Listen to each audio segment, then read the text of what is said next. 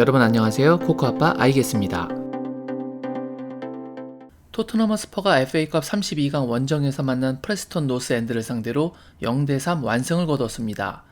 그리고 그 승리의 중심에는 돌아온 손흥민 선수가 있었습니다. 손흥민 선수는 선제 결승골과 추가골을 포함해 2골을 넣으며 해리 케인이 빠진 팀의 공격을 주도해 팀의 완승을 만들어냈습니다. 단순히 멀티골만 넣은 것이 아니었습니다. 이 경기에서 이전에 보여주었던 최고의 폼을 일부 보여주었습니다.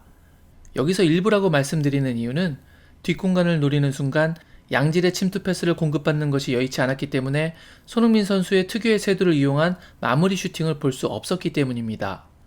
하지만 점유를 내주고 수비를 하는 팀을 상대로 보여줄 수 있는 공격에서 가장 핵심적인 공략 방법 중에 하나인 중거리 슛을 넣었다는 점이 매우 돋보였습니다. 그 이야기는 손흥민 선수의 중거리 슛 득점으로 선제골을 득점하지 못했다면 어쩌면 계속해서 답답한 경기 내용의 양상으로 흘러갈 수도 있었다는 이야기입니다. 오늘 손흥민 선수의 폼이 매우 좋았다는 것은 비단 득점뿐만 아니라 여러가지 지표에서도 확인되고 있습니다. 패스 성공률은 47개 중 45개를 성공하며 무려 96%의 놀라운 수치를 기록했습니다. 더욱 놀라운 점은 이 경기에서 손흥민 선수가 가져갔던 슈팅이 총 4개인데 이 4개가 모두 전부 유효 슈팅이었습니다. 유효 슈팅 비율이 100%인 것이죠. 그리고 수치상으로 나온 것은 아니었지만 4개의 유효 슈팅 중 3개가 중거리 슈팅이었습니다. 그리고 우리가 반드시 주목해야 할 것은 4번의 슈팅의 총 기대 득점값이 고작 0.18xg밖에 되지 않았다는 것입니다. 무려 플러스 1.82골 이상의 결과를 창출해낸 것일 정도로 사실상 매우 득점하기 어려운 상황에서의 골이라고 볼 수 있는 것입니다.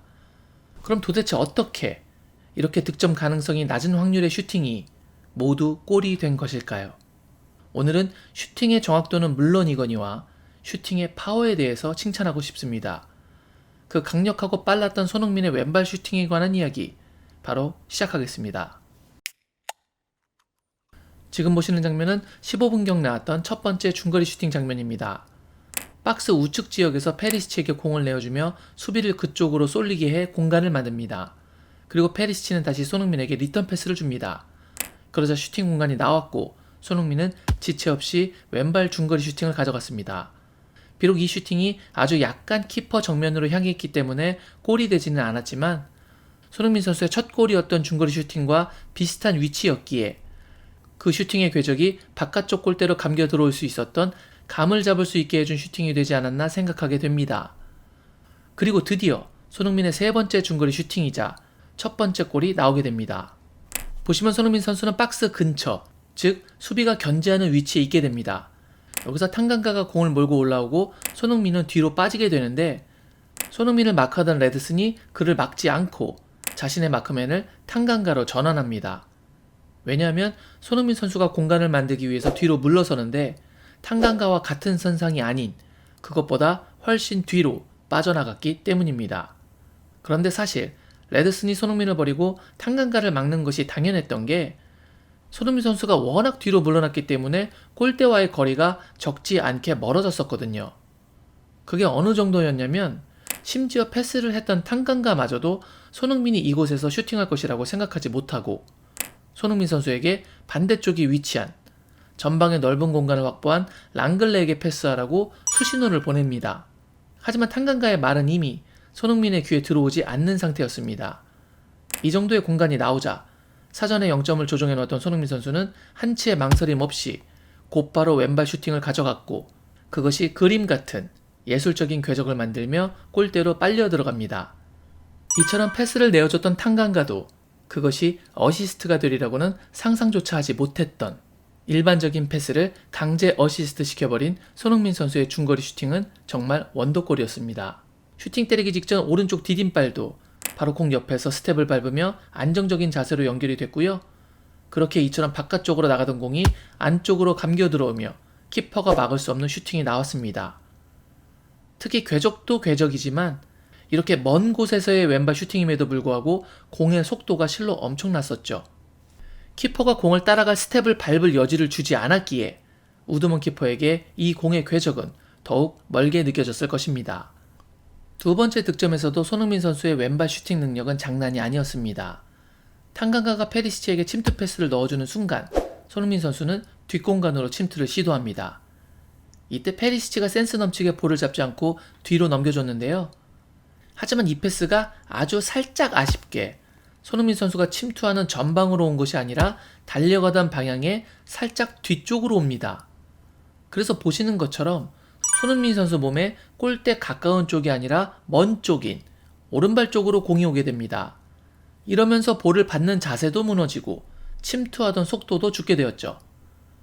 이때 이 공을 억지로 계속해서 전방으로 끌고 들어가려고 하면 한번 템포가 죽었기 때문에 속도가 느려져서 슈팅을 한다고 해도 수비의 슛블록에 걸릴 가능성이 높습니다. 하지만 손흥민은 양발 슈팅 능력이 매우 좋기 때문에 이 뒤로 온 공을 그렇게 온 대로 계속 살리며 오히려 반대쪽으로 회전해 자신을 막던 수비를 역동작에 걸리게 해 마크를 완전히 벗겨냅니다. 그렇기 때문에 더 좋은 슈팅각을 만들며 전방에서 이렇게 많은 슈팅 공간을 스스로 만들어낼 수 있었던 것이죠. 그러니까 이런 선택도 모두 왼발 슈팅에 자신이 있기 때문에 가져갈 수 있고 또한 가져가서 결과까지 만들어낼 수 있었던 것입니다. 그리고 이 득점 장면을 보면서 손흥민 선수의 왼발 능력에 다시 한번 경탄하게 되는 것이 슈팅의 강도였습니다. 여러 각도의 리플레이를 계속 돌려봐도 키퍼에게 이렇다 할 역동작까지 발생하지는 않았습니다. 그럼에도 불구하고 막을 수 없을 정도로 킥이 정말 빠르고 강력했습니다. 슈팅이 워낙 빠르다 보니 키퍼가 반응할 수 없었던 것이죠. 우선 손흥민 선수의 슈팅 위치는 분명 페널티킥을 차는 위치보다 더 뒤쪽에 있습니다. 게다가 키퍼를 기준으로 왼쪽에서 슈팅을 가져갔습니다. 그런데 지금 키퍼의 위치를 보시죠. 골대를 반으로 나누었을 때 키퍼의 위치는 중앙이 아니라 왼쪽으로 넘어와 있습니다. 그리고 몸의 방향도 아주 약간은 왼쪽으로 돌아가 있습니다. 왼쪽 슈팅에 대한 대비가 분명 이루어지고 있었고 이쪽 공간이 평소보다 더 좁았다는 것입니다. 그러니까 페널티킥과 비교해 거리도 더 멀었고 키퍼의 위치도 더 불리한 상황이었기 때문에 마냥 쉬운 상황은 아니었다는 것입니다. 그리고 지금 보시는 것처럼 분명 공이 손에 스치며 키퍼가 다이빙에 세이브할 수 있는 범위 안에 들어와 있습니다. 손을 뻗어 막을 수 있는 범위 안으로 들어와도 막지 못했던 것은 공이 빨랐기 때문이죠. 이처럼 박스 안이라고 해서 절대 쉬운 슈팅이 아니었습니다. 또 오버한다 이렇게 생각하실지도 모르겠지만 이것은 절대 제 주관적인 생각이 아니라 두 골에 대한 기대 득점 합산인 0.18xg라는 수치가 객관적으로 받쳐주고 있는 사실입니다. 만약 4번의 슈팅 중 3개의 슈팅을 제외하고 이 득점 하나에게 모든 xg 값을 전부 몰빵해 준다고 해도 고작 0.18입니다. 다시 말씀드리지만 확률을 다 몰아줘도 넣기 어려운 골이었습니다.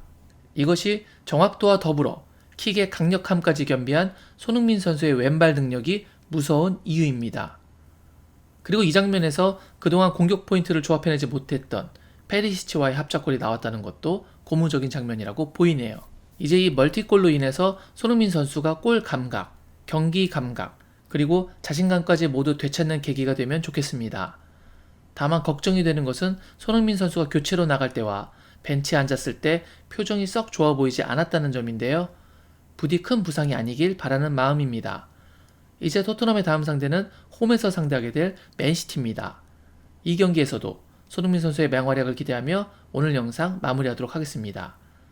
오늘 영상이 마음에 드셨다면 구독, 좋아요, 알림 설정 부탁드리겠습니다. 저는 다른 더 좋은 영상으로 여러분께 인사드리겠습니다. 그때까지 늘 건강하시길 바랍니다. 역시 I guess.